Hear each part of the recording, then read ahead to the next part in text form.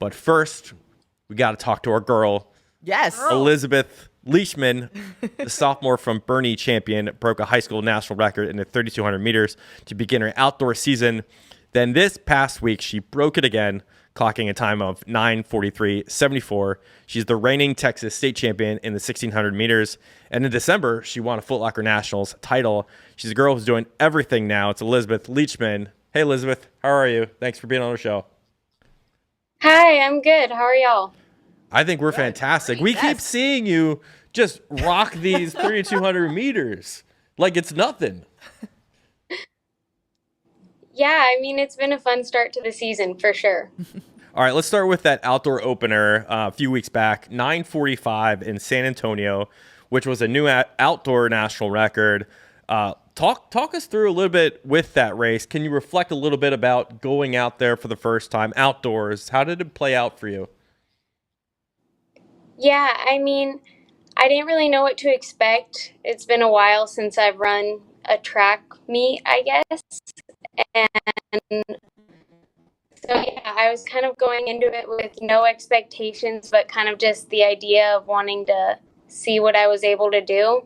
And having my teammates there and just my coaches to really support me really helped me run the race better than I had anticipated. So it was a really great opportunity. That's awesome. And I think it's not every day that we hear someone break Katelyn Tuohy's national record, and you happen to take it down in your season opener in that 3,200 meters. Was that something you wanted to accomplish? Like, was that something you had on your radar of like striving for this season?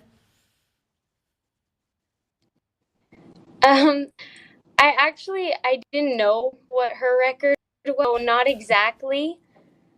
I think the goal had kind of been to see if I could get close to 950. So I guess in a way, yes, but not specifically, no. And then, a little bit more about that race too is a little nugget that it just kind of blows my mind a little bit. I know when you broke that record and ran that 9:45, your coach said that you were laughing. You were just kind of like, it almost seemed like it was a jog in the park for you. And, it was something that I believe it was supposed to be a workout, but then I believe you hit under 5 minutes in that first mile, and then you just kind of shrugged like, well, I guess we might as well keep going with it. Like, I guess in some of those, those record-setting races like that, how are you able to still just dial in such a fast pace and almost like a nonchalant fashion almost? I mean, I think having my teammates there just really helped. I think that sometimes people don't take into account how helpful that is, but the whole time, all the way around the track, I had teammates cheering me on, supporting me, yelling my splits, encouraging me. And so that just made a difference. Now, your indoor season, I'm assuming, isn't quite over yet. Am I correct in that assumption? Yes. I'll be going to Nike Indoor Nationals in March. Okay. Well, that's great. I'm assuming like training doesn't really change. But when you sort out how to attack that indoor race, obviously it's a little different competing on a 200-meter banked track as opposed to an outdoor track. So as you look ahead to Nike Indoor, like what are your plans and how do you attack maybe your last indoor race of the season? I think really just trying to work with what the field has to offer. I know there's a lot of girls that race different ways, and so I think I kind of just want to be able to be flexible and to really learn to race no matter how it goes out instead of being set in a specific plan. So I think right now that's kind of the mindset I have going into it. Any big differences for you that you've noticed running on 200-meter bank tracks as opposed to outdoors? I think it's more fun because you have that little checkpoint more often. So it's like whenever you get to see that split and feel like you've done a lap, I feel like it's encouragement to keep going. So, Elizabeth, we have just seen you blossom into such a mature individual over the last year. What would you say motivates you to get out there and compete? Yeah, I think really my support system is key for that. My teammates are just incredible, and I have great coaches who've helped me along the way. And just my parents and their support throughout this has really helped me to stay motivated. And I think that they always put priority on me making sure I'm still enjoying it. And so because of that, I'm able to get out there and go do what I need to do. Now, maybe I feel like maybe some people are surprised to see Elizabeth Leachman taking down Katelyn Tuohy's record a whole bunch of times, running all these fast times. But I know all three of us here, we're not surprised to see that. And I feel like a lot of that has to do with we saw you during the cross-country season run, and just an insane workout. You ran the Michigan, which if anyone knows what the Michigan is, that's a pretty grueling workout. And it was just the way that you were able to dial in for that workout was, to me, super impressive. I guess maybe my question is, like, what is that one workout that you love the most that you think has been the biggest key to your improvement on the track and the cross-country course? Yeah, good question. I'm a big fan of threshold miles. I think those are a great workout, and they help you kind of get the speed you need without having to go too fast. So for me, I really like that one. And then we don't do it often, but the Michigan is huge because just having the team there and doing it all together, it's a big thing for us. So it's really great. I'm curious, what races are you running at indoor for Nike? Have you planned that out yet?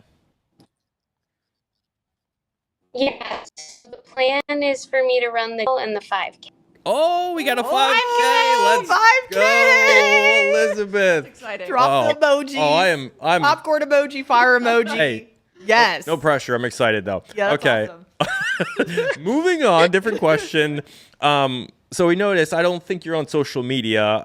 I like that a lot. There's probably a lot of good reasons for that, but can you explain maybe why you're not on social media and what that means to you?